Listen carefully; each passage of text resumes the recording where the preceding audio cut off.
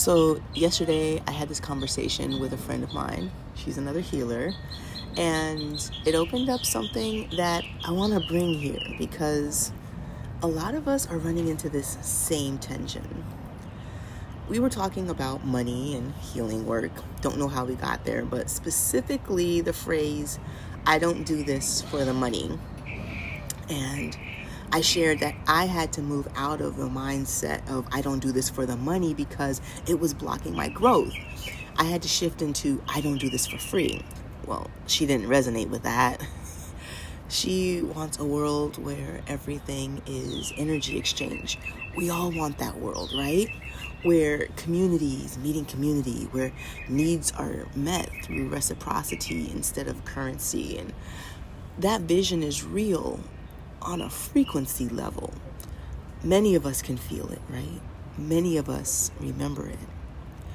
But here's where the conversation got intense because I asked her, if you don't do this for the money and you don't do it for free, what's the third option that sustains you in this world right now?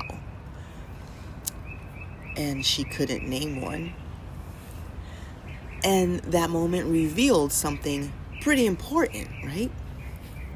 Because there's a difference between a personal timeline and a collective one, babe.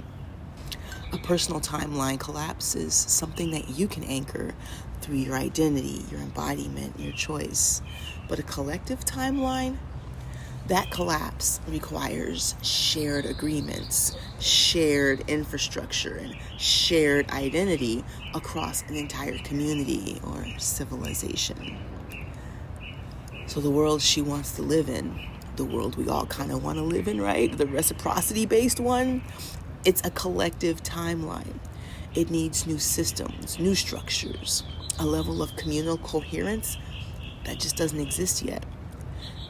And no single person can collapse into that alone.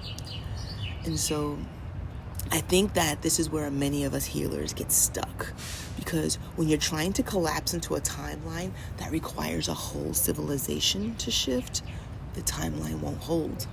It becomes a fantasy timeline that can be felt or envisioned or remembered, but not stabilized individually because the identity required to sustain it has nowhere to land in the current world.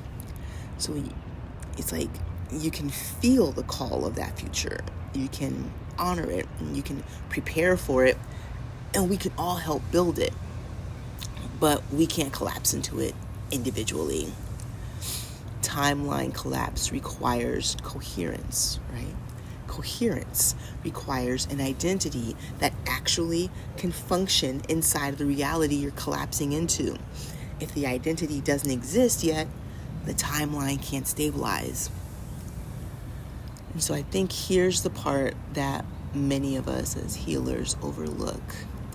Because seeing money as an energy exchange for now allows us to honor and respect the importance of the work that we do.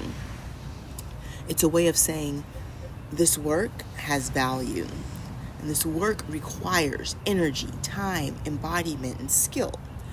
This work deserves to sustain the life that makes it possible. Money becomes one of the forms energy takes in this world, not the purpose, but the structure and the support. So here's the real medicine, okay? You can honor the future without abandoning the present. You can feel the collective shift without trying to embody it prematurely. And you can stay devoted to your work without offering it for free or discount. And you can let money be part of the exchange without letting it define your purpose. We're collapsing into sustainable timelines, right? The ones that can hold us right now. And when the collective is ready for that reciprocity-based world, we'll collapse into that one together.